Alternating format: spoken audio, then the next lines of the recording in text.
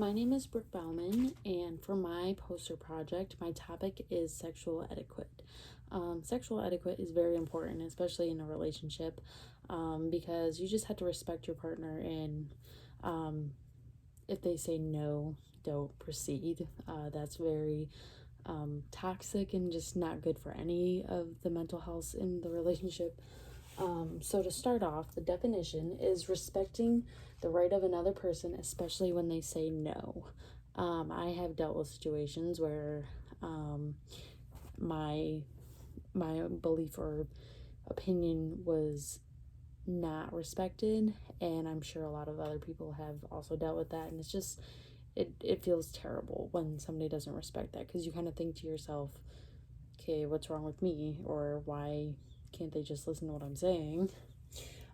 And I have the top 10 guidelines. So for number 1, it's never use force. You never want to use force. That's just a no-no. Don't do it. And then for number 2, I have respect the word no. Once again, if somebody says no, just respect it. Don't do it. Number 3, I have avoid potential difficult situations. That could mean a lot of different things. What I think of is kind of like the law. You could get yourself in a pickle if you are not respecting. And then number 4, I have be prepared. Example, protection. Number 5, I have there is a shared responsibility in a sexual relationship. Meaning both people have a say in what kind of goes in, so you kind of got to work together to figure out what's good for both of you. Number 6, no, sexual harassment is not a joke. Sexual harassment is very serious, and if somebody brings it up as like an allegation, it's just something that can go pretty far. In the law, you can get in a lot of trouble for doing that to people. There's a lot of people, especially in careers, working at their job, have to deal with that all the time. And the way that it is handled is not the best, but it's not a joke. It's not funny. Number 7 is sexual privacy should be respected.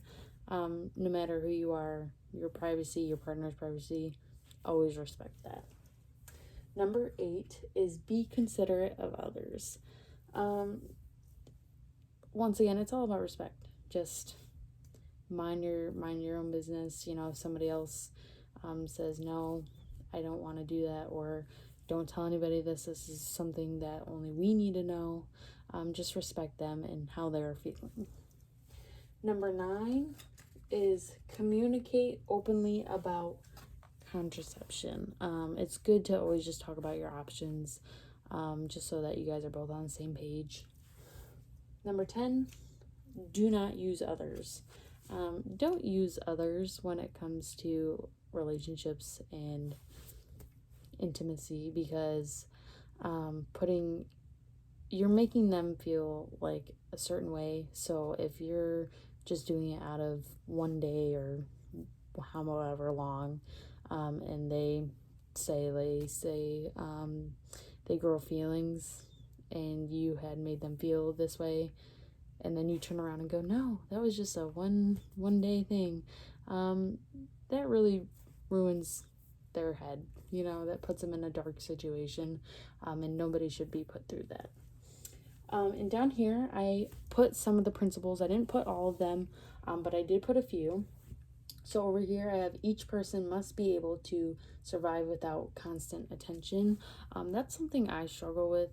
In the beginning, usually it's fine. Like, I'm good with them kind of doing their own thing, but like more into it, I'm like, oh my God, I need to see them every day. And it's not healthy. It's not healthy. And then you're just constantly thinking like, oh, I have to see this person. You do not have to see that person all the time. Take care of yourself. Just take care of yourself, and the relationship will be fine. The second one I have is each person must be able to express what they like or prefer. And this is really important because when you're in a relationship, you gotta know what your partner likes. You gotta know what makes them happy. The same with you. What makes you happy? It's just good to communicate. This one says no two people are identical. Sexual activity is always a negotiation to affirm or negate him or herself. Once again, it's just kind of like getting on the same page, knowing what each other likes, dislikes. For this one, any experience can be terminated at any point. Meaning, say you're having a good time or whatever, and then they just, they're like, no, you know what? No, I don't want to do this. It's over. It's done. Do not try to move further. They're done. And then this last one is balance. Equality in a relationship should exist in both partners and doing what they each want to do. That's just basically like, if he can do it, she can do it, or if he can't do it, she can do it, kind of thing. Like, you gotta balance each other out. You gotta do things for each other. Like me, when I would go out to eat, and let's say I have really bad anxiety, I do, and something happened with my order, and I wouldn't want to say anything.